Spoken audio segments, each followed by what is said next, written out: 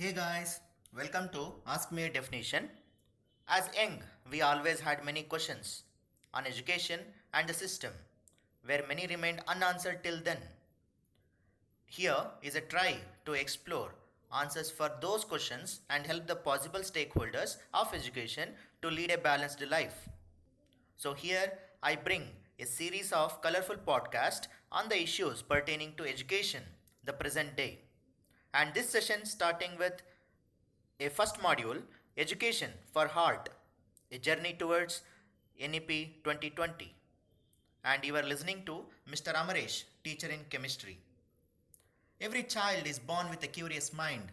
There is a strong urge to explore, probe, find out, and experience different things in life. To facilitate this process, probably schools were formed.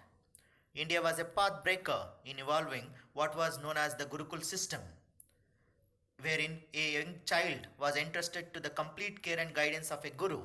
The guru taught not from textbooks and syllabi, but from his experiences in life, from learning activities of daily living to exploring the environment around them.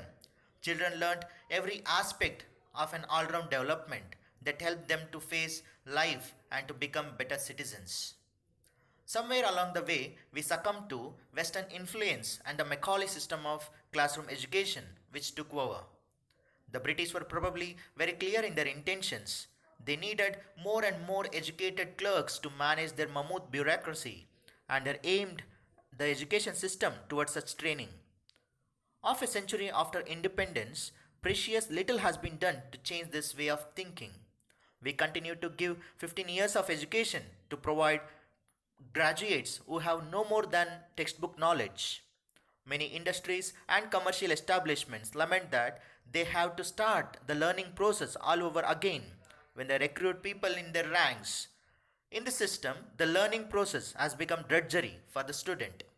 School is 6 hours jail, wherein teachers' primary goal is to maintain discipline, suppress the creativity of students, and force them to memorize passages that make no sense to them.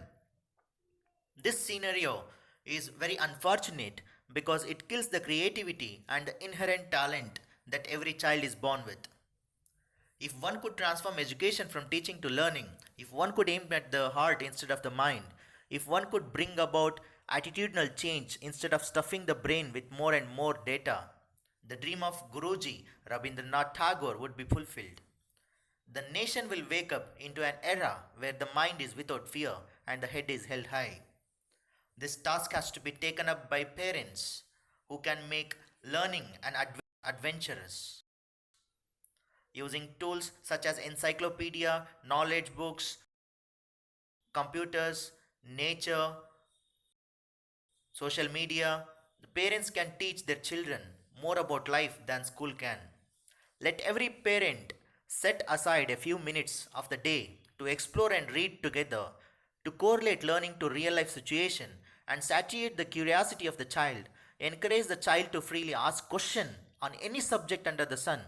It will bring about a tremendous transformation as the child grows. And it becomes more fulfilled human being, more productive and more satisfied. This is what we all as a parent has to do for for the child and the education of the child. And this extract is taken from Understanding Today's Child by Dr. Ali Khwaja.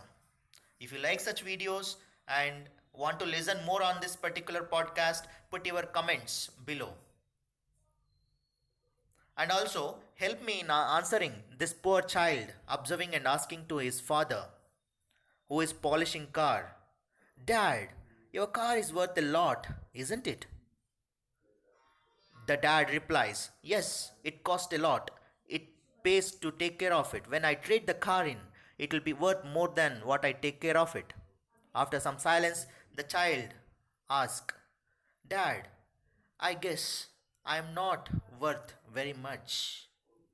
Am I?" And father remains silent. If you like this particular video, do like our channel, share and subscribe.